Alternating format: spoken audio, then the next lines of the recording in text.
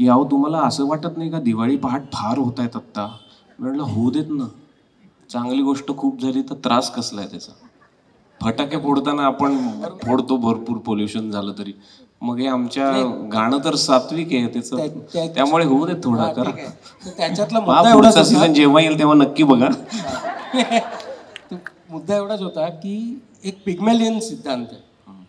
तर पिग्मेलियन सिद्धांत तुमच्यापैकी बहुतेकांना कदाचित माहिती असेल, नसेल तर फक्त अर्ध्या मिनिटात सांगतो की ज्या वेळेला ऐकणारे, मग तो गुरु असेल, श्रोते असतील, कोणी असेल, ते ज्या वेळेला त्या समोरच्या माणसाकडनं अधिकची अपेक्षा करतात, त्यावेळेला जो परफॉर्म करणारा माणूस आहे कुठल्याही पद्धतीचं, गाणंच असेल असं नाही, तर त्याचा परफॉर्मन्स हा उंचावतो.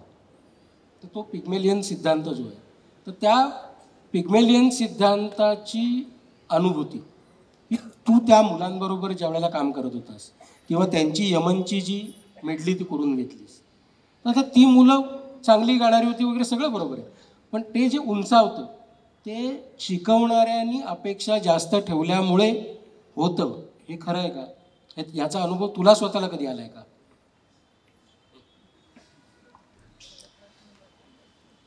मी ना अगदी फार भाबडेपणाने करतो, कुठलाही सिद्धांत प्रूव्ह करण्यासाठी काही करत नव्हतो. पण मी तुम्हाला सांगतो गंमत.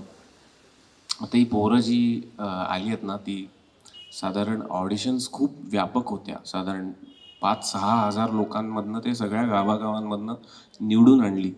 मग इव्हन ती जी गाला राऊंड होती, आता अनफॉर्च्युनेटली हे इतक्या गोष्टी घडत असताना मला बघायला मिळालं नाही, त्यामुळे काय दाखवलं मला माहीत नाही. पण त्याच्याचं ते 60-70 लोकं होती आणि त्या 60-70 लोकांमधनं मला वाटते 15 लोकं निवडली आणि त्यातनं 6 लोकं फिनालेला आली. तर मुळातच ही सगळी मुलं खूप गुणी होती आणि म्हणजे वयाने मोठा जरी असलो ना तरी त्या गुणाची सेवा करण्यासाठी म्हणून मी त्यांना गाणं शिकवत होतो. आणि कारण काय आहे ना, फार काही टाळ्या म्हणजे वाजवताय आनंद आहे, फार टाळ्या वाजवण्यासारखं काही त्याच्यात का नाही आहे, कारण मला माहिती आहे की त्या मुलांनी जर शास्त्रीय संगीत गायलं नाही तर किती उज्ज्वल परंपरा असतील, आमचे बापजादे कितीही मोठे असले ना, ते आत्ता काही करू शकत नाहीत. वर्ण ते तर येऊ शकत नाहीत. हीच मुलं पुढे नेऊ शकतात. त्यामुळे जेव्हा जेव्हा ब्रेक असायचा किंवा कॉल टाईमच्या आधी मी पोचलो तर व्हॅनिटीमध्ये मी बोलून घ्यायचो त्यांना, किंवा तिथे गेल्यानंतर ॲक्च्युली यशवंत देवांना इथेच एक ट्रिब्यूटचा कार्यक्रम होता, तर तिथे मला आयत्या वेळेला त्यांनी सांगितलं तुम्ही याल का. तर मी अशी कुठली अपॉर्च्युनिटी मिळाली तर काहीतरी शिकायचा प्रयत्न करत होतो. तर त्यांनी देवांगिणी नावाचा राग निर्माण केला होता एका संगीत नाटकाकरता. मग तो मला कळाला. मग त्याचं मी रेकॉर्डिंग मागवलं. मी ते बसवत असताना म्हणले या मुलांना शिकूयात. त्या मुलांना सुरचंद्रिका देवांगिणी शिकवलं, मग त्यातला तराणा शिकवला. मग त्यांना सांगितलं की हा ना जो मुखडा आहे तो परत परत येणार आहे, तो तुम्हाला जेव्हा वाटेल तिथे उडी मारायची. आणि मग मी आलाप करायचो, ते उड्या मारायचे, आलाप करायचो, उड्या मारायचे. त्याच्यानंतर ते म्हणले आम्हाला कट्यारचा तराणा शिकव, म्हणून कट्यारचा तराणा शिकवला. असं वेगवेगळ्या गोष्टी मी त्यांना शिकवत त्याच्यामध्ये कुठेतरी रुची आणि मजा. बघा इतकं सगळा स्ट्रेस आहे, भरपूर वेळ शूटिंग आहे, तरी ते सोफ्यावर बसली असली मुलं, कट असला ना की सुरचंद्रिका देव असं असं त्यांचं चालू असायचं. आणि मी त्या खुर्चीतनं जेव्हा त्यांना बघायचो ना, तेव्हा त्यांच्या कृतीतनं कुठेतरी मला असं वाटतं की ते मला मिळालं आश्वासन आहे की काहीतरी आपलं गाण्याचं काही होत नाही, काही होत नाही. त्यामुळे तो प्रयोग फिनालेला एस्पेशली आशात्यांच्या समोर, आशाताईंच्या समोर करताना इतकं भरून आलं होतं मला की मुळामध्ये मी तेव्हा म्हणालो पण अभिषेकी बुवांच्या भगिनी आहेत त्या, त्यामुळे त्यांच्यासमोर ना कुठेतरी मी हे बघा ह्यांच्याकडनं काहीतरी करून घ्यायचा प्रयत्न करतोय. मुळात ना तो प्रयत्न सुद्धा सांगता यावा कोणाला, ह्याच्यामध्ये तो प्रयत्न सफल आहे का असफल आहे ह्याच्यापेक्षा पुढचा आनंद आहे. तो मला आनंद करता आला. कुठेतरी शास्त्रीय संगीताचं बीज रोवता आलं. ती मुलं जिथे जिथे जातील, जिथे जिथे त्यांना तो यमन दिसेल, जिथे जिथे देवांगिणी दिसेल, जिथे जिथे ही यमनची सहल मी त्याला म्हणलं होतं, त्या गाण्यांमध्ये कुठेतरी त्यांना मला जसा अभंग गाताना एक आलाप करायचं स्फूर्ती मिळाली होती ना, ती ह्या कुठल्या तरी प्रयोगातनं त्यांना नक्की मिळेल. आणि ती स्फूर्ती म्हणजेच शास्त्रीय संगीताचं मर्म आहे. तर ते शास्त्रीय संगीताचं बीज कुठे, आणि हे माझं नाही, अभिषेकी बुवांचं हे आहे हो. ते कुठल्याही लहान सहान गावांमध्ये जाऊन जिथे गाणी झाली नाही तिथे जाऊन गायचे, मग त्या गाण्यातनं तिथल्या लोकांना ते पैसे द्यायचे, ह्याच्यातनं तुम्ही संस्था सुरू करा, असं गाणं पेरत गेलेत अभिषेकी बुवा. तर मला असं वाटतं की ही माझी गुरुवंदना आहे, जे काय मी करायचा प्रयत्न करतो. मी म्हणजे त्याचा आनंद आहे, ह्याचा मला आनंद होत असताना तुम्हाला आनंद आहे, या सगळ्या गोष्टी जरी असताना तरी हे खरंच खूप केलंच पाहिजे. हे केलं नाही तर ॲक्च्युली शिक्षा झाली पाहिजे. त्याच्याच पुढचा एक भाग, मगाशी तू एक उल्लेख असा केला गाण्याच्या बद्दल, गाण्याची एक परंपरा किंवा हे जो प्रवास आहे, या प्रवासाबद्दल तू असं म्हणालास की हे एव्होल्युशन आहे. निरंतरचा प्रयोग केलास अमेरिकेमधला, इंडियन क्लासिकल म्युझिक त्याच्यात रेव्होल्युशन आहे. हे काय गणित आहे?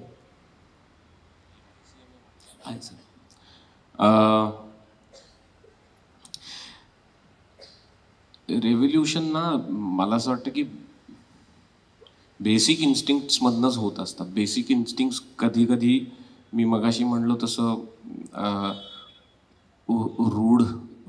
रूढार्थाने काही गोष्टी घडायला लागतात, त्याच्यामध्ये मर्म आपण शोधायचं किंवा प्रश्न करायचं विसरून जातो, तेव्हा त्या येतात. तसं मी सगळीकडे जेव्हा ट्रॅव्हल करत होतो तेव्हा ट्रॅव्हल करताना काही त्रुटी दिसल्या मला, आणि मी बऱ्याच वेळ त्या त्रुटींबद्दल कंप्लेन केली. सगळे करतात तसे, काही ते हे नव्हती, ही सोय नव्हती, ती सोय नव्हती. आणि नंतर लक्षात आलं की आपण कंप्लेन करतो, आपण ती सिस्टीम करेक्ट करायचा प्रयत्नच करत नाही आहे. दुसरी गोष्ट म्हणजे बाहेरगावी ना आपण कल्चर कुठल्या पद्धतीने प्रेझेंट करतोय, मला असं वाटतं की हे खूप महत्त्वाचं असतं. कारण जर एक जो नावाच्या आपल्या मित्राला देवळात घेऊन जायचं असेल तर ते सगळ्यात चांगलं देऊळ दाखवलं तर त्याला सगळ्यात चांगलं इम्प्रेशन मिळेल ना. तर शास्त्रीय संगीताचं सगळ्यात चांगलं देऊळ आपल्याला बांधता यावं, ह्या उद्दिष्टाने मी ICMA foundation, Indian classical music and arts foundation, ह्याचं आम्ही सुरुवात केली. काय करतोस तू त्याच्यात? त्याच्यामध्ये बेसिकली 2 गोष्टी आहेत. एक तर आपलं शास्त्रीय संगीत आणि कल्चर हे चांगल्या पद्धतीनं लोकांसमोर यावं. म्हणजे राजाश्रयाच्या काळी ते म्हणतात की असं असायचं तसं असायचं. इवन बालगंधर्व त्यांची साडी त्या अत्तराच्या पाण्यामध्ये ठेवून उभे राहायचे 8 तास, का तर एंट्री केल्यानंतर त्याचे सगळ्यांना दरवळता येईल अत्तर.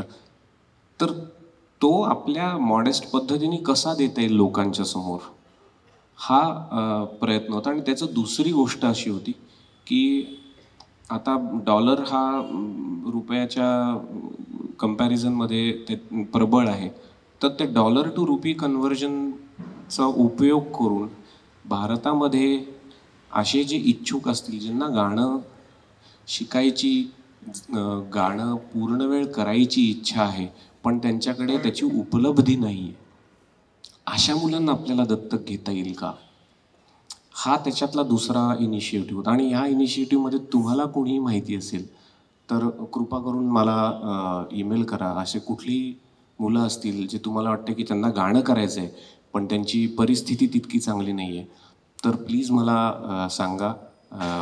माझ्या परीने जर काही मदत करता येईल तर मी जरूर करीन. आणि हे करत असताना आता टाळ्या वाजवतातच, तर आणखीन एक सांगतो, ती मदत करायची कोणाची इच्छा असेल ना तुमच्यापैकी तरी माझ्यापर्यंत आता जास्ती टाळ्या वाजव. आणि ह्या बाजूला आता संस्कृती दाखवताना तुम्ही मगाशी म्हटलात ना, स्टोरी फॉर्ममध्ये गोष्टी दाखवल्या तर त्या लोकांना चटकन लक्षात येतात. तर ICMA became an experimental ground for all different experiments. त्यातली सर्वात पहिली जी एक्सपेरिमेंट होती, किक ऑफचा जो आम्ही कार्यक्रम केला होता, त्यातल्या माझ्या ज्या सोबती होत्या, अश्विनी भावे आता इथे आहेत, एकदा त्यांना वेलकम करा सगळ्यांनी. तर अश्विनीताई सॅन फ्रान्सिस्कोमध्ये असतात आणि आमच्या गाठीभेटी व्हायच्या तेव्हा आम्ही काय म्हणायचो, आपण काहीतरी एकत्र करूयात. तर एका कार्यक्रमाच्या वेळेला मला असं वाटलं की अरे हां, this is something we can do together. तर त्याचं माझ्या डोक्यात असं आलं की शास्त्रीय संगीत म्हणजे काय, कंठसंगीत आत्तापर्यंत काय काय घडत आलंय हे दाखवणारा परफॉर्मिंग कार्यक्रम नाही आहे. म्हणून मेलांज नावाचा एक कार्यक्रम मी तो लिहिला. मग त्याच्यामध्ये सामगायनातनं चा उल्लेख करून जाती गायनातनं प्रबंध गायनाचा उल्लेख करत ध्रुपद, ख्याल, ठुमरी, दादरा, टप्पा, तराणा, अभंग, गझल, निर्गुणी भजन, कव्वाली, फ्युजन ह्या सगळ्या गोष्टींचा एक प्रवास आहे. तर त्या प्रवासामध्ये माझ्या अश्विनीताई ह्या भागीदार होत्या आणि तो पहिला कार्यक्रम होता जो खूप सक्सेसफुल झाला आणि तिथून ॲक्च्युली ICMA चांगल्या एका प्रतिष्ठित संस्थेकडे जायचा उदय झाला त्याचा. त्याच्यानंतर एक सॉन्ग ऑफ द डिवाइन नावाचे डॉक्टर ॲना शुल्ट्झ म्हणून मगाशी ज्याचा आपण मगाशी ज्याचा उल्लेख झाला, तर एक डॉक्टर ॲना शुल्ट्झ म्हणून स्टॅनफर्डला प्रोफेसर आहेत साऊथ एशियन स्टडीजच्या. त्या ॲक्च्युली मला असं वाटतं की 99 का 2000 साली भास्कर चंदावरकरांनी माझी एका मुलीशी, एका ताईशी ओळख करून दिली होती की ही मी तेव्हा मास्टर्स अप्लाय करत होतो, हिच्याशी ओळख करून घे, this is someone you'd like to know. ती तेव्हा देवस्थळी बुवांकडे गाणं शिकत होती आणि नारद विद्यालयामध्ये ती कीर्तन शिकत होती. मग मला एक ईमेल आला की nationalism and Maharashtrian kirtan at Stanford. Doctor Anna Schultz पटकन लक्षात नाही आलं, पण मी त्याचं ॲबस्ट्रॅक्ट वाचल्यानंतर बहुतेक ही तीच असेल असं लक्षात आलं. मग तिथे ते छोटंसं एका कॉन्फरन्स टेबलमध्ये इंटरनल पेपर होता. I got an invitation because I had a few friends there. तर ते करत असताना आम्ही त्याच्यानंतर भेटलो आणि भेटल्यानंतर परत तेव्हा मी तिला हाच प्रश्न विचारला की कीर्तन म्हणजे काय, असा तू कुठला कार्यक्रम बघितला. आणि तिचा अभ्यास किती आहे माहिती आहे, म्हणजे मी तुम्हाला मगाशी सांगितलं मी ऑलमोस्ट 100 कीर्तनं बघितली असतील, त्याच्यापेक्षा जास्ती बघितली असतील, तितकी वाजवली असतील. पण त्याच्यानंतर पण मला जितकं माहिती होतं त्याच्यापेक्षा कमीत कमी 10 पट जास्ती तिला माहिती होती. आणि तेव्हा मला काय झालं सांगतो मी, मला एक जोरात कानफटात बसते की नाही, की म्हणजे स्वतःच्याच आजोबांबद्दल एखादा माणूस येऊन सांगतो तुझे आजोबा कसले होते आणि म्हणून वागतं यार आजोबा असताना आपल्याला कधी काही कळालं नाही, तेव्हा कळालं असतं तर काय झालं असतं. तर त्याच्याबद्दल काहीतरी करायचा मी विचार केला. म्हटलं आत्ता नसतील जरी आपले आजोबा किंवा त्यांच्याकडे तितकं हे नसेल, लक्ष नसेल आपलं, तर लक्ष वेधून घेण्याचा हा एक प्रयत्न आहे. तर कीर्तन म्हणजे काय ह्याच्यावरती सॉन्ग ऑफ द डिवाइन हा म्हणजे अगदी त्याला तो पण कार्यक्रम मी लिहिला होता. त्याच्यामध्ये इतकं अनप्रिटेन्शियस होतं की ब्लाइंड मॅन अँड एलिफंट ही जी स्टोरी आहे की आपल्या शेपटीला हात लावला तर साप वाटतो, नाकाला लागला तर खोड वाटतं, पोटाला लागला तर भिंत वाटते. पण ती सर्वांगाने कीर्तन म्हणजे काय नेमकं असेल हा सांगणारा कार्यक्रम मला करायला तिथे मिळाला. असे बरेच प्रयोग मला ह्या ICMA तर्फे करत असतात. म्हणजे कसं पॉझिटिव्ह कडी कशी बनवायची बघा. एक चांगली गोष्टी लोक बघत असतात, ती खूप चांगल्या गोष्टी म्हणजे जिथे आम्ही त्याची जी स्थळं जी असतात ते हॉलसुद्धा सगळ्यात चांगले जे हॉल्स असतात त्या हॉल्समध्ये करतो. जिथे सगळ्यात प्रतिष्ठित ऑडिटोरियम्स आहेत ते ऑडिटोरियम बुक करून आम्ही तिकडे करत असतो. तर सगळ्यात चांगल्या ठिकाणी जात असताना, सगळ्यात चांगला कार्यक्रम बघत असताना, त्याचा मोबदला पैशांमधनं देत असताना ते पैसे कुठल्या तरी चांगल्या कारणाकरता त्याचा उपयोग होणार आहे. ही जी पॉझिटिव्ह कडी आहे ना, ती प्रत्येक ठिकाणी बांधण्यात मला खूप खूप ऊर्जा येते. ही सगळी ऊर्जा तू तिकडे अमेरिकेत वापरत असताना तू ज्या वेळेला मल्टीमीडिया इंजिनिअरिंग करत होतंस, ज्याच्यासाठी म्हणून तू अमेरिकेत मूलतः गेलास, त्या मल्टीमीडिया इंजिनिअरिंग केल्यानंतरचं एक जे तुझ्या डोक्यातलं प्रोजेक्ट होतं किंवा कल्पना होती की आपल्याकडे आता सहसा ऐकायला न मिळणारी वाद्य आहे पण ती फारशी वापरली नाही जात, म्हणजे सारंगीसारखं वाद्य किंवा आणखी काही जी असतील, तर ती कीबोर्डवरती किंवा इलेक्ट्रॉनिक पद्धतीने ती जगवायची. त्या तुझ्या प्रोजेक्टचं काय झालं नेमकं? काहीच झालं नाही. फिजिकल मॉडेल अँड सिंथेसिस नावाचा एक मला अजून एक तुम्हाला सांगतो. काही जुन्या गोष्टी आठवतात आणि त्या कशा वेळेलाच कुठल्या आठवतात. आत्ता एक आठवली म्हणून मी शेअर करतो. मी हे सँटा बार्बराला मास्टर्स करत होतो. थोडक्यात काय झालं तेव्हा फिजिकल मॉडेलिंग सिंथेसिस ह्या पद्धतीने नॉईजला तुम्ही शेप करून एका सर्टन पद्धतीचं साऊंड जनरेट करत असता, रिक्रिएट करत असता, जनरेट नाही करत. आणि तो तंबोऱ्याचा करावा असा एक प्रोजेक्ट मी करत होतो. फक्त माझ्या प्रोफेसरचं फंडिंग वेगळीकडनं त्याला यायला लागलं, त्यामुळे त्याचं हे फोल्ड झालं आणि त्याच्याशी माझं भांडण नाही झालं, तोच माझ्याशी भांडला आणि मला तेव्हा बराच त्रास झाला. तर त्या काळामध्ये ना एक सँटा बार्बराला मी राहायचो. तिथून साधारण एक मला असं वाटतं की 80-90 मैलावरती एक घर होतं, जिथे मला असं वाटतं की माझा सगळ्यात जास्ती कंटिन्युअस रियाज व्हायचा. ते जे घर होतं ते काळे काका काकू आत्ता आपल्या सगळ्यांमध्ये जर जोरदार, त्यांना तुम्हाला जर माझं गाणं आवडत असेल तर ते त्यांच्यामुळे शक्य झालं सांगतो. कारण बऱ्याच वेळेलाच ना एखादं, मी मगाशी म्हणलं खडकावरती जेव्हा बीज रोवलं जातं, त्या बीजामध्ये कितीही सकसपणा असलं तरी त्याला जे पाणी घालायची गरज असते ते मला असं वाटतं की मला ते पाणी त्या घरामध्ये सारखं मिळालं. तर हे मल्टीमीडिया मुळात करायचं परत काय होतं ना की यशराज नावाचं वाद्य आपल्याकडे होतं, रावण हट्टा नावाचं वाद्य होतं, सारंगी महाराष्ट्रात साधारण आता मैफलींमध्ये पूर्वी जे डिफॅक्टो इन्स्ट्रुमेंट होतं ते ऐकायलाच मिळत नाही. तर ही इन्स्ट्रुमेंट कुठेतरी आपल्याला कायमस्वरूपी काबीज करून जर घेता आली तर कशी करावी, तर ते सिंथसायझरमध्ये जर घातली तर जोपर्यंत सिंथसायझर टिकतील तोपर्यंत ते टिकेल, ह्या अनुषंगाने ते करायला लागलो. पण त्याच्यात मी एक प्रॉब्लेम झाला सांगितलं. दुसरं असं झालं की ते इतकं टेक्निकल झालं ना, त्याच्यातलं गाणंच दिसेन असं झालं मला. आणि माझा पिंड हा गाणाऱ्याचा आहे किंवा गाणं शोधणाऱ्याचं आहे. ते बिट्स अँड बाईट्समध्ये मला कुठे ते गाणं सापडेन असं झालं. तुम्ही सांगाल तेवढा वेळ चालवणार, तुम्ही हात वर करा, आम्ही थांबू नाही ना. कारण आपल्याकडे एक पद्धत आहे माहिती आहे का, प्रेशर कुकरची शिट्टी ऐकू येते, कुकर लावलेला असतो त्यावेळेला लोक निघून जातात. तर म्हणून विचारलं.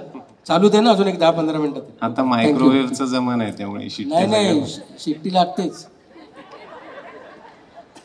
एक महत्वाचं ह्याच्या अनुषंगाने एक प्रश्न असा होता की एक साधारण आता ऑब्झर्वेशन असं तू जे म्हणतोस तसं एक ऑब्झर्वेशन, सोशल ऑब्झर्वेशन असं असतं की बऱ्याच वेगवेगळ्या क्षेत्रातली लोक ही अन्य क्षेत्रात होणाऱ्या घडामोडींबद्दल भाष्य नाही करत. आमचा काय संबंध, अशी एक अलिप्तता त्याच्यामध्ये असते. तुझ्या बाबतीमध्ये मला एक वेगळेपणा जे जाणवलं ते त्याच्या मागचा नेमकं तू भाबडेपणाने करत असशील मगाचसारखं तर तसंही सांग, पण थॉट प्रोसेस असेल तर ती मला ऐकायची. पुलवामावरच्या म्हणजे त्या हल्ल्याच्या नंतर तुझं सोशल मीडियावरती ज्या पद्धतीने तू रिॲक्ट झालंस, तू एक बटन क्रिएट केलंस की आपण आता त्यांना मदत करायची गरज आहे, आपल्या लोकांसाठी काहीतरी व्यक्त व्हायची गरज आहे. हे जे व्यक्त होणं, मी पूर्वीचं उदाहरण सांगतो की इथं ज्या वेळेला गणपती दूध प्यायला त्यावेळेला शास्त्रज्ञ सोडून सगळे बोलले. तसं गायकांनी या बाबतीत बोलावं का बोलू नये, तर मगाशी म्हटलं तसे एक प्रघात असा आहे, आपल्याला काय करायचं आहे. तर तू त्याला अपवाद होताना मला दिसलास, म्हणून मी तुला हा प्रश्न विचारला की तुझ्या मनामध्ये अशा वेळेला नेमकं काय असतं आणि तुझी भूमिका काय आहे, म्हणजे व्यक्त होण्याबद्दलची कुठल्याही प्रसंगांच्या संदर्भात. बऱ्याच वेळेला हे का होत नसावं ह्याचा मी जर अंदाज घ्यायला गेलो तर हे कदाचित होत नसावं कारण त्याचा वेगळा अर्थ लावून तो पुढे जातो. तर त्या वेगळ्या अर्थामध्ये आपण घसरावं का नाही म्हणून कदाचित करत नसतं. पण हा जो क्षण आहे ना, कुठलाही गाणारा असो कुठलाही असो तो माणूस असतो शेवटी. आपलं कोणी आपल्यासाठी आता ना तुम्ही 2 मिनिटं आपण सगळ्यांनी पॉज करू आपलं सगळं आयुष्य, जे काय आपण सगळं करतो, जे काय आपल्याला स्वातंत्र्य आहे, इकडे तिकडे आपण फिरू शकतो, आपल्या मित्रमंडळींना भेटू शकतो, आपण चहा पीत टवाळक्या करू शकतो. उरी नावाचा पिक्चर बघताना जय हिंद नुसतं तिथपर्यंतच म्हणतो, नंतर परत सोशल मीडियावरती आपण खाल्लेल्या पॉपकॉर्नची चित्र इंस्टाग्रामवरती टाकत असतो. हे करत असताना, हे सगळं करत असताना आपले जवानांना बंदुका घेऊन बॉर्डरवरती 24 तास शिफ्ट्समध्ये आपल्यासाठी ते करत असतात. मग हे मला असं वाटतं की याचा रोज विचार करायला हवे प्रत्येकाने. शेवटी मी गाणारा असलो तरी त्याच्या आधी मी माणूस आहे हो, मला इमोशन्स आहेत. आता ते झालं ना जेव्हा, तेव्हा बरेच मी अमेरिकेत होतो तेव्हा सगळ्या न्यूज, मी उठलो तेव्हा मला कळालं की असं एक अटॅक झाला आहे आणि मी सगळं आर्टिकल वाचलं. त्यावेळेला मी ट्विट केलं नाही, कारण तेव्हा बडीमार सगळं शिवीगाळ आणि ह्या सगळ्या गोष्टी झाल्या. पण खरी मदत काय ना, आता तो जो बिचारा गेला तो गेला, तो जाताना त्याला काय वाटत असेल की आता आपल्या घरच्यांचं काय होणार. बाकी जे घडणार आहे त्याच्यासाठी आपलं सरकार सक्षम आहे आणि ते करेलच. त्याच्यामध्ये आपल्याला जी मदत करता येईल ती पण आपण करूच. पण ह्या सगळ्या गोष्टी घडत असताना कुठेतरी हे जे आहे ते मला असं वाटलं की अरे, मी त्यांनी काही चित्र दाखवली टी व्हीवरती की लहान बाळं होती हो त्यांची. मग जेव्हा त्यांचं काय कराल तुम्ही. तर म्हणून मी तेव्हा ते ट्विट केलं, we have mourned for them, now let's help them. आणि मी तुम्हाला गंमत सांगतो, फक्त कुठेतरी एक ठिणगी द्यायची गरज असते. मला खूप तरुण मुलांचे स्नॅपशॉट्स आले की मी माझ्या पॉकेट मनीमधनं इतके पैसे सेव्ह करून मी डोनेट केलेत, मी तमुक पैसे डोनेट केले.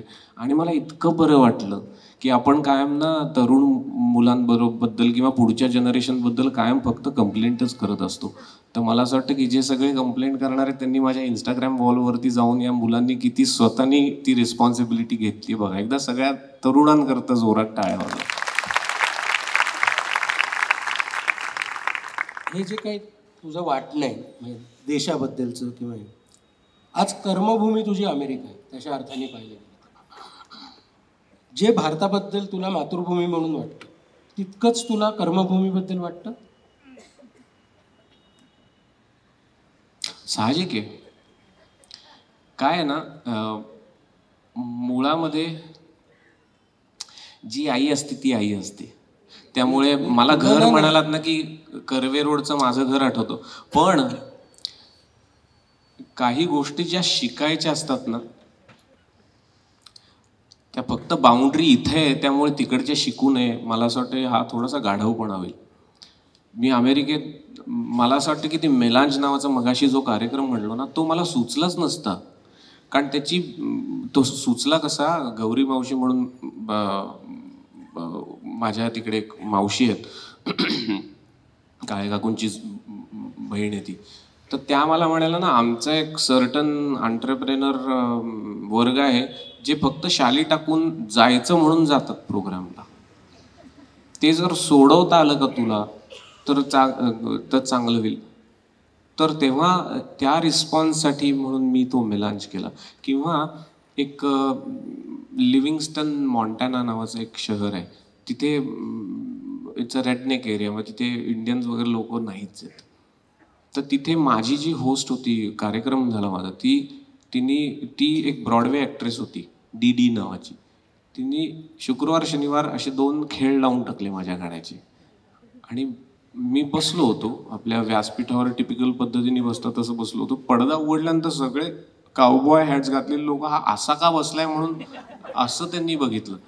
मग त्याच्यानंतर मी लक्षात आलं ना की यांना काही झेपतच नाही मी बसलोय काय वगैरे. त्यांची अपेक्षा होती असं तुम्ही मगाशी म्हणलात त्या पद्धतीने काहीतरी करेन, तसं काही केलं नाही. तर मग तेव्हा मी म्हटलं की इंडियन म्युझिक कोणी ऐकलंय, तर हात वरती नाही आले. एकच हात वरती आला, त्या होत्या फिजीच्या आजी, ज्या अमेरिकेला मूव्ह झाल्या होत्या. त्यांनी फक्त सितार ऐकली होती. बाकीच्यांना विचारलं तर त्यांना नाही, व्होकल म्युझिक कोणी नाही. मग मी जॅझ संगीत मी जे थोडंफार शिकलो होतो माझ्या शाळेमध्ये, त्याचा मोडल जॅझ काय असतं, मोडल जॅझमधल्या ज्या मोड्स असतात त्या मोड्स म्हणजे राग सारखं, फक्त त्याच्यात फरक काय असतो की रागाला स्ट्रक्चर असतं, गोईंग अप अँड डाऊन. मग आता हे मला जर जॅझ माहिती नसतं तर मी ते करू शकलो नसतो. त्यामुळे आणि आणखीन एक, अमेरिकेमध्ये खूप प्रामाणिकपणा मला तिथे जो बघायला मिळाला, त्यातनंही मी खूप शिकलो. नंतर तिकडची लोक ना फॉरेन गोष्टी खूप छान अप्रिशिएट करतात. मी तुम्हाला म्हणलो ना, हा जो कार्यक्रम गेला तो कार्यक्रम त्या दीदीच्या जोरावरती तिने पहिला फुल केला होता. पण तो कार्यक्रम संपताना मी सांगितलं, हा ब्रॉडवेचा खेळ नाही की उद्या हेच परत घडेल. तर आम्ही वेगवेगळे राग उद्या गाणार आहोत. त्यातली 50% लोक परत आली आणि तो दुसरा सुद्धा सोल्ड आउट होता. ही जी मला असं वाटतं की हा जो ओपननेस आहे आणि हा माहिती नसलेल्या गोष्टींना माहिती करून घेण्याचं जे कुतूहल आहे, ते मला असं वाटतं की मी माझा विचारण्याचा अगदी थेट प्रश्न काय सांगतो, म्हणजे याच्यातून उलगडलं की तिथली ट्रान्सपरन्सी, त्यांची क्वेस्ट, त्यांचं ॲप्रिसिएशन हे सगळं बरोबर आहे. किंवा आई मावशीमधली मी तुलना पण मागत नाही. मला एकच प्रश्न आहे की जो बघताना अनेकांच्या मनात आला असेल, मोदींची ज्या वेळेला अमेरिका व्हिजिट होती, मला वाटतं अश्विनीनीच कॉम्पेअरिंग केलं होतं त्याचं, तर त्या वेळेला तू जी दोन्ही राष्ट्रांची राष्ट्रगीतं तिथल्या मुलांकडनं जी सादर करून घेतलीस, दोन्ही राष्ट्रगीतं ती म्हणत असताना अंतर काय होतं तुझ्या मनात?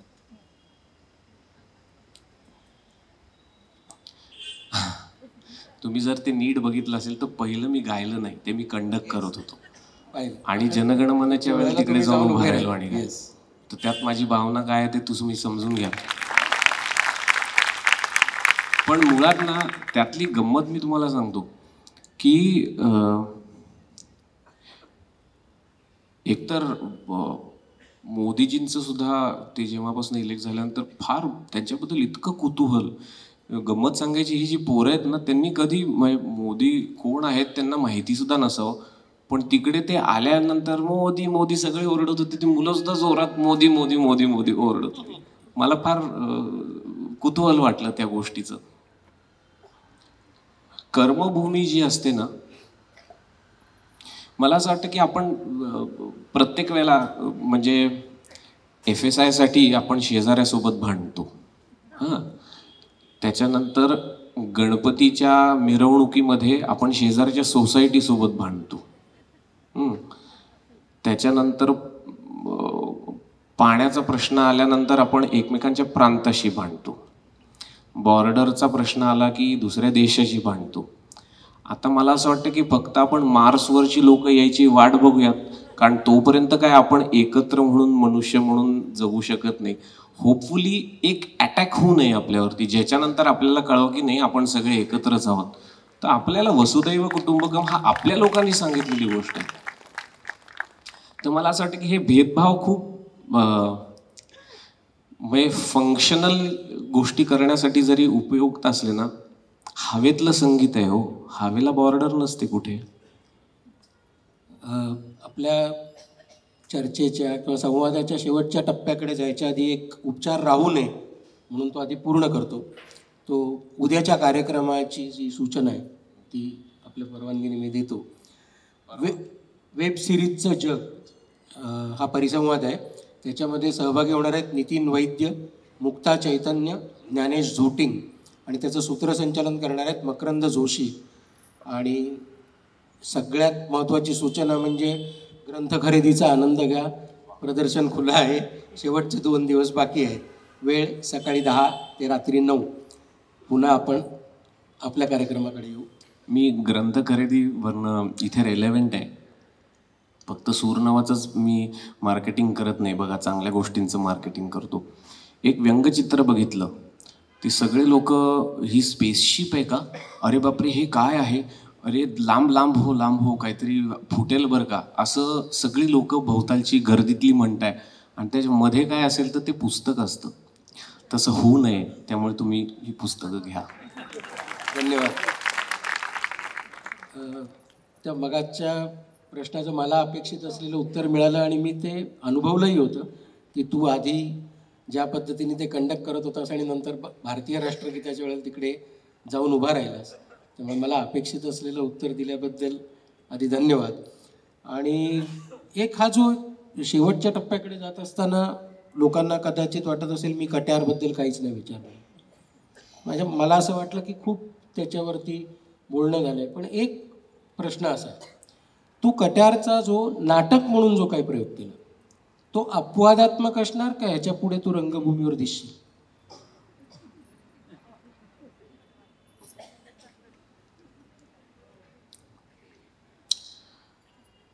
कुठलाही निर्णय ना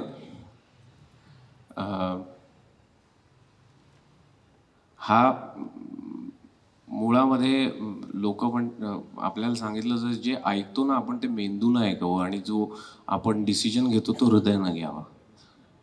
तर मला असं वाटतं मी एक तर कलाकार आहे त्यामुळे हृदयानेच घेतो. माझ्या हृदयाला स्पर्श होणारी कुठलीही गोष्ट मला करायला कायम आवडेल. जर अशी कुठली कलाकृती आली, कट्यार हा कायम अपवादच असेल, कारण संगीत नाटकांच्या सुद्धा वरती एक मेरुमणी जो असेल तो आहे कट्यार. पण मी मगाशी सांगितल्याप्रमाणे शास्त्रीय संगीत हे माझं कॉलिंग आहे. कधी चित्रपट संगीतांच्या मागे दडलेला राग उलगडत दाखवत असताना ते होतं, कधी फ्युजनमधल्या यमन रागामध्ये नसलेल्या स्वरांमधनं सुद्धा तो यमन राग दर्शवण्यामागे असतो. तसंच मला जर नाटकाचं चित्रपटाचं कुठलीही ठिकाणी संगीत पुढे करण्यासाठी कुठली भूमिका आली तर जरूर करीन मी ती. याचाच धागा पकडून एक प्रश्न आहे की संगीत पुढे नेणं म्हणजे काय असतं नेमकं? म्हणजे तू गुरुकडनं शिकला, मुळावर हुकूम गायला शिकला, त्यांनी दिलेलं शिकला, आता त्याच्या पुढे ते लिगसी आणखी पुढे नेणं म्हणजे काय असतं? म्हणजे आपल्याला जेव्हा 15 मिनटं देवपूजा करताना बसता येत नाही ना, तेव्हा आपला मुलगा किंवा आपला नातू आपल्या देवांची पूजा करेल हा विश्वास ठेवणं म्हणजे संगीत पुढे नेणं. दुसरं, तू गाण्याच्या संदर्भात किती तू सांग आम्हाला इकडे की मी भाबडेपणाने सांगितलं वगैरे, पण तू विचार करणारा माणूस आहे गाण्यावरचा म्हणून एक कुतूहल म्हणून विचारतो नाही की जसं मी फोनवरती बोललो तर त्याचाच एक उपप्रश्न आहे की ज्याला गाता येतं ना ते मॉनिटर लावतात, त्यांच्याकडे तानपुरा असतो, इलेक्ट्रॉनिक तानपुरा असेल, ते गातात, परफॉर्म करतात. ज्याला माहीत नाही मला गाता येतं की नाही, तुझ्या मते आम्हाला सगळ्यांना गाणं कळतं, गाणं येतं, जे काय असेल ते, बहुसंख्य माणसं ही बाथरूममध्ये का गातात? इलेक्ट्रॉनिक साऊंड आणि या सगळ्यातला इंजिनियर्स म्हणून विचारतो. बाथरूम मधलं म्हणजे गाणं आणि गुणगुणणं. गुणगुणणं आहे जे आहे ना ते गुणगुणणं म्हणजे स्वप्न बघणं असतं आणि गाणं म्हणजे स्वप्न दाखवणं हे असतं. प्रत्येकाला स्वप्न बघता येतं म्हणून तो बाथरूममध्ये गातो. आणि मला असं वाटतं की भाबडेपणा आणि विचार करणं हे म्युच्युअली एक्सक्लुसिव्ह नाही आहे. मी भाबडेपणाने करताना गोष्टी करतो, पण काय करायच्या हे डोकं लावून विचार करून बसतो तिथे. तेव्हा मी असं कुठेही सांगत नाही मी फार काही भाबडेपणा म्हणजे एखादी गोष्ट सोडवत असताना ना, ती सोडवत असताना इंजिनियर आहे त्यामुळे अल्गोरिथमिक लॉजिकनी ती कुठे निष्ठत निष्कर्षाला येते. त्या निष्कर्षापर्यंत जाणं हे इंजिनिअरिंग पद्धतीने करतो, पण त्याच्यानंतर त्याला जे शरण जाणं आहे ना ती भक्तिभावाने करतो. तिथे भाबडेपण लागतं. अनेक लोक म्हणजे आपल्यापैकी बहुसंख्य माणसं ही उपजीविकेच्या मागे असतात, ज्याच्यात खरं म्हणजे त्या शब्दातच उपाय सेकंडरी आहे त्याच्यात, तरी आम्ही त्याच्या मागे लागतो आणि राहून जाते ती जीविका. आज आपल्याकडे जो माणूस आला त्याचं सगळ्यात महत्त्वाचं वैशिष्ट्य असं की त्याला आपली जीविका काय हे समजलं, त्यातून त्यांनी गाणं निवडलं, त्यातून त्यांनी ते गाणं पुढं नेलं आणि ज्याला आपण म्हणतो की find your purpose the means will follow. तर तू या पद्धतीने गाणं जगलास, हे गाणंच तुझं आयुष्य आहे आत्ताच्या घडीला आणि ती निवड तू सार्थपणे केलीस. तू जसं म्हणतोस की जे तुला आवडतं ते आम्हाला आवडतं, ह्याच्यात तुला आनंद आहे. मी कुसुमाग्रजांच्या भाषेत सांगायचं तर त्यांनी म्हटलं होतं, दूरस्थ कुणी दे तुझ्या करी ही कविता, ज्यातून वाहते याची जीवन सरिता. तुझं गाणं हेच तुझं जीवन आहे. तर मला असं वाटतं की त्या गाण्यानेच जरी आता तरी निदान डोंबाऱ्याचा खेळ म्हणू नकोस, त्या गाण्याने शेवट करावास. त्याच्या पुढे मी काही बोलणार नाही. तिथे आपला कार्यक्रम संपला. तू आलास त्याच्यासाठी पुन्हा एकदा सगळ्यांच्या वतीने मनपूर्वक आभार. काय म्हणायचं तुझं?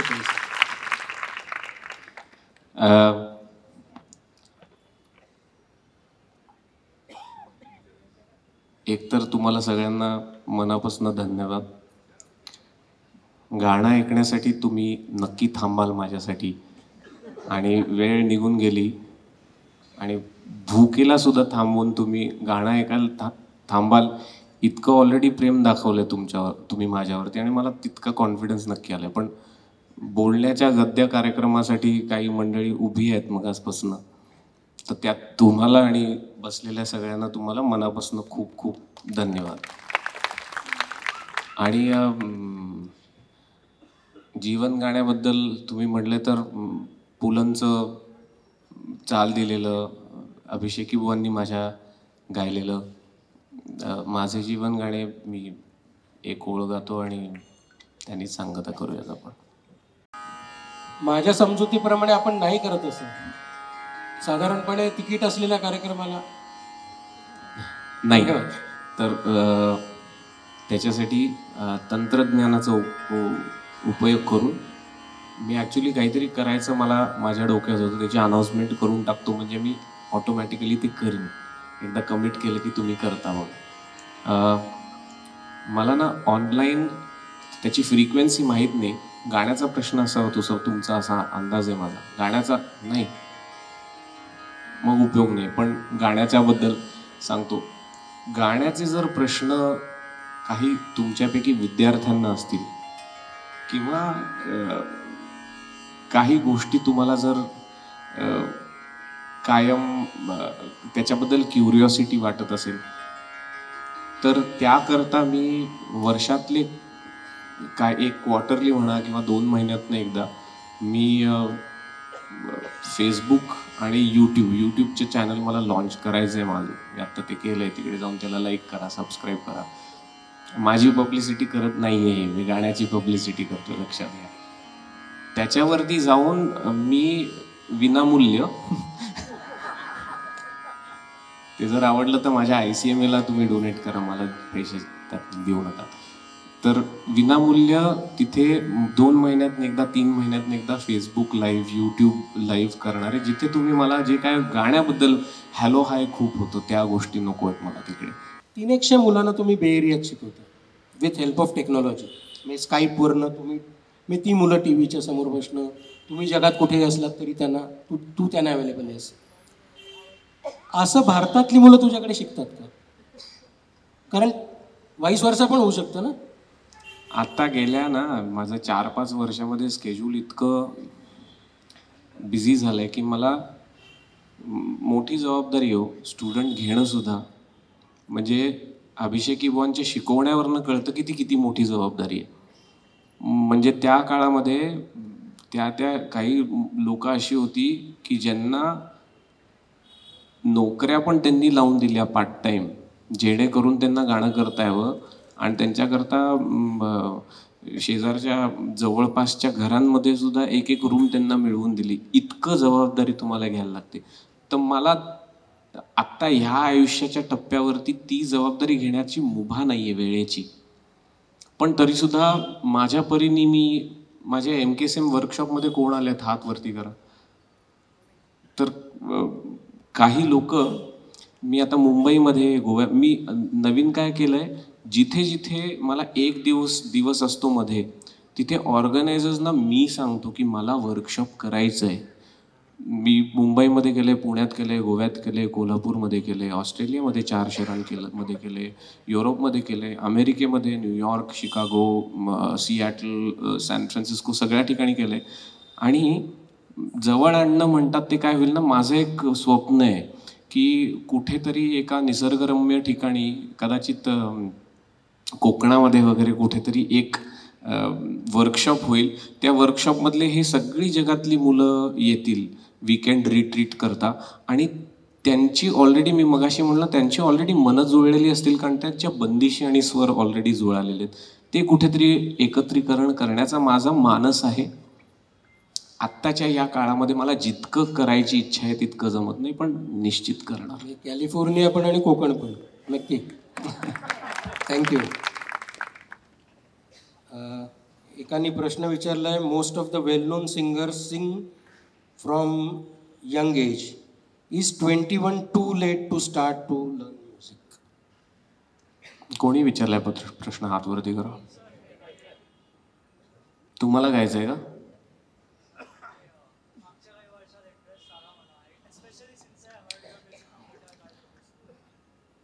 अगदी गा, 100% गा.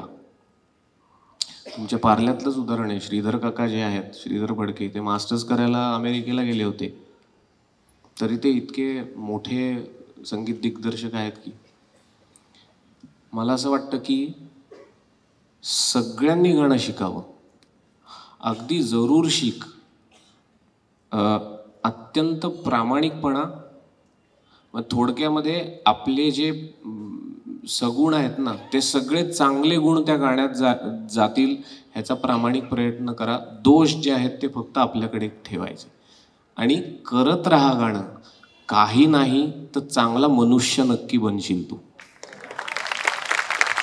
एक प्रश्न असा आहे की great music comes from great pen. Your comments. PAIN ना? हां, PAIN. हां, आलं लक्षात.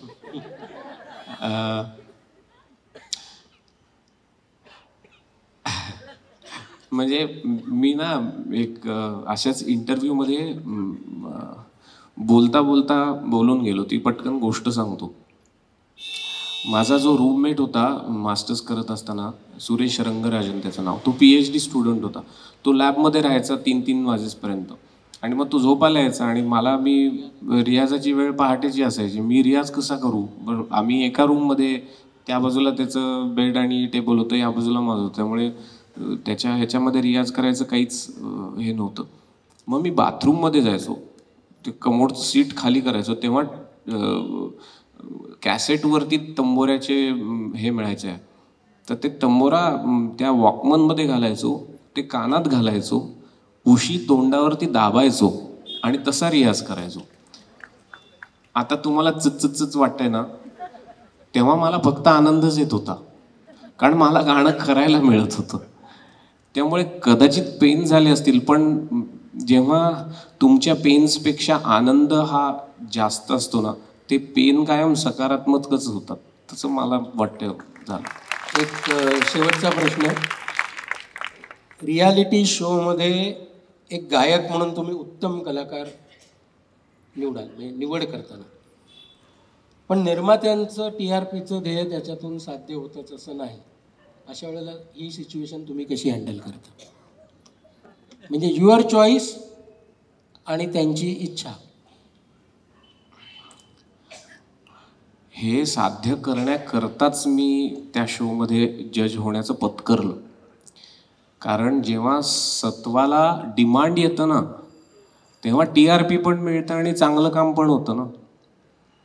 आता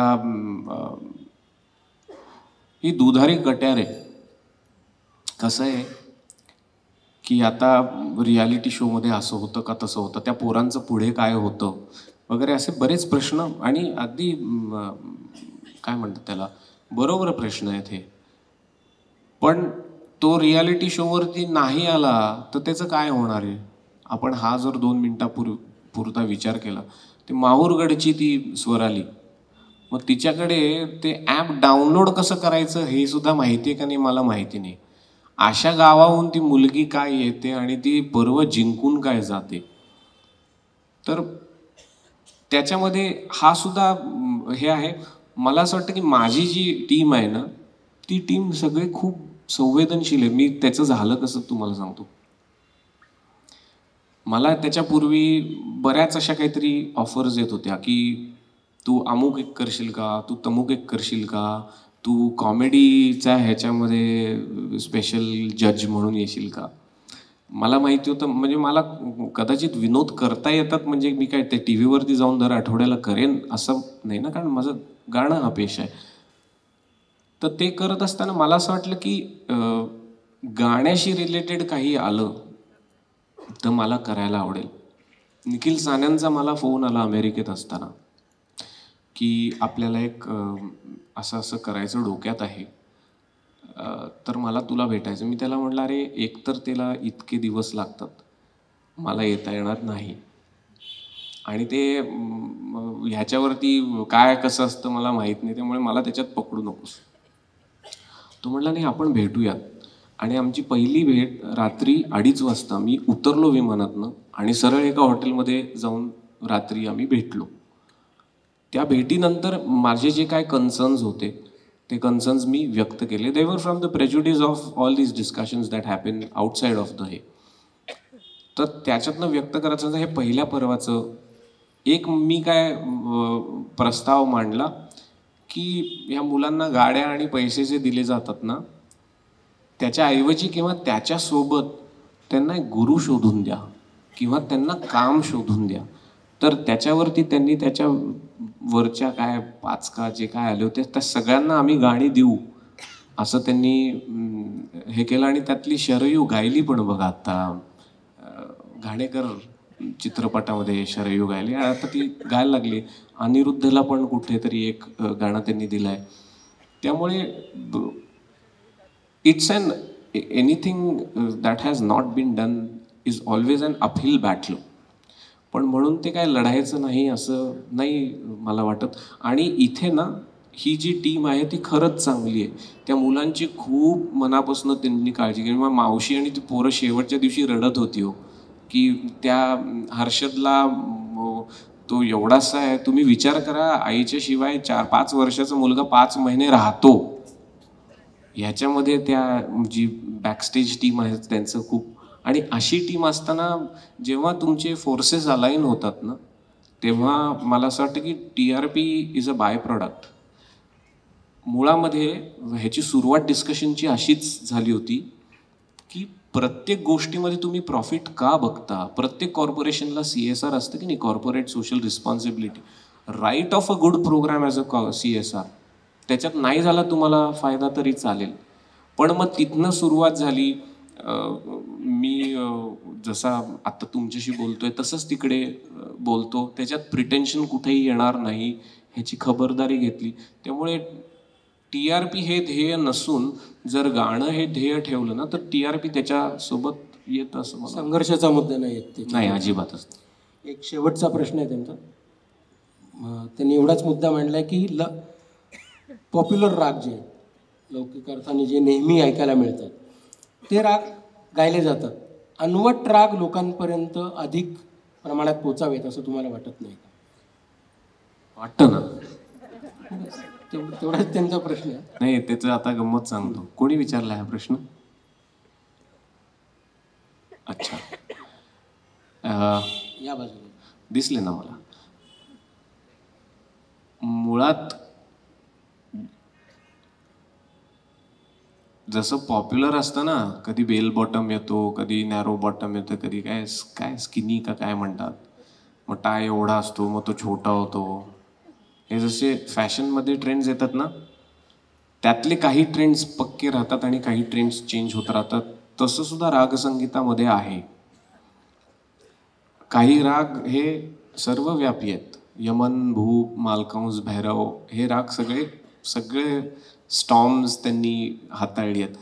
काही आत्ता आपल्याला जे अनवट वाटतात ते काही एकेकाळी पॉप्युलर होते, आत्ता ते चालत नाहीत. संघर्ष कुठे असतो ना गाणाऱ्याचा, त्याला जे माहिती आहे चांगलं आहे ते ठेवत असताना समोरचं अटेन्शन आहे ना आणि मी चांगलं देतोय ते घेतंय ना याच्याकडे कुठेतरी कायम लक्ष ठेवायला लागतं. कारण नाहीतर मी अगदी काय म्हणतात त्याला अमृततागीत देऊन जर समोर आलो आणि समोरचा मुलगा जर झोपला असेल तर त्याला तेही नाही मला पाजता येणार. तर त्यामुळे अनवट राग मी काय केलं तुम्हाला सांगतो. एक कुठलं स्टार रत्न पुरस्कार असा काहीतरी सोहळा होता. मला पहिलं माझ्या त्या ह्याच्यातलं अवॉर्ड सेरेमनी होती. तर त्याच्यामध्ये मला 15 मिनिटाचा ॲक्ट तुम्ही करा म्हणून सांगितलं होतं. तर तेव्हा मी जे ॲक्ट बेतलं होतं ना त्याच्यामध्ये एक राग घेतलं. हे सांगितलं नाही मी खमाज रागामध्ये. मी तिथे सांगताना सुद्धा असं सांगितलं की कॅम्पफायरवरती 5 लोक जर बसली असतील वेगवेगळ्या प्रांतातनं येतात, ते आपल्या प्रांताचं संगीत एकमेकांना सांगतायत, असं एक मेटाफोर क्रिएट करून ते गाणं गायलं. त्याच्यामध्ये मी एक शब्दा वाचून कळले सारे होतं, गुंतता हृदय होतं, मग त्याच्यामध्ये मनमंदिर होतं, आम्हा नकळे ज्ञान होतं, तशीच एक बंदिशही होती.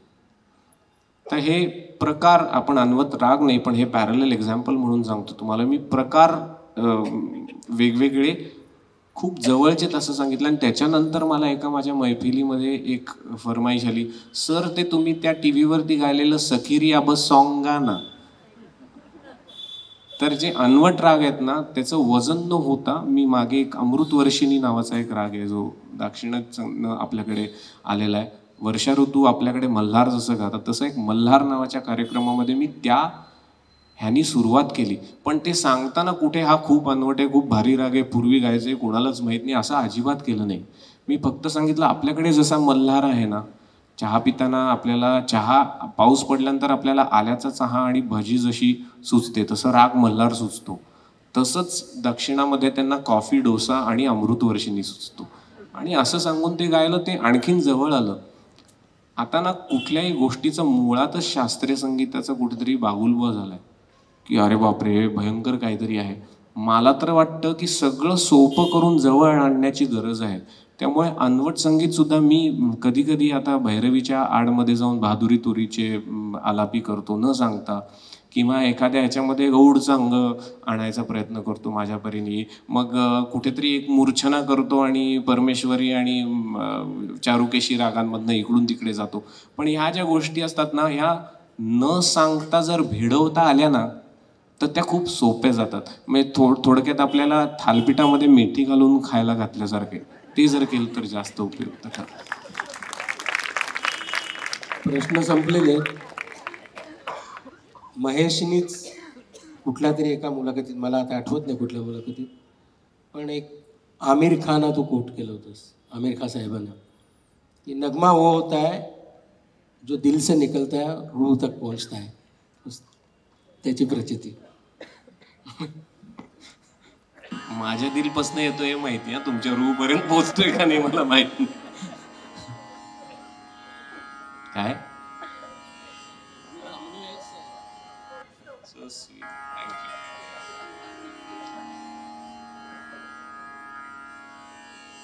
you. व्यथासो आनंद असू दे, व्यथा असो आनंद असू दे, प्रकाश किंवा तिमिर असू दे, वाट दिसो वाट दिसो अथवा न दिसू दे, वाट दिसो अथवा न दिसू दे, गात पुढे मज जाणे, गात पुढे मज जाणे, माझे जीवन गाणे गाणे, माझे जीवन गाणे गाणे, व्यथासो आनंद असू दे, व्यथा असो आनंद असू दे, प्रकाश किंवा तिमिर असू दे, प्रकाश किंवा तिमिर असू दे, वाट दिसू अथवा न दिसू दे, गात पुढे मज जाणे, माझे जीवन गाणे.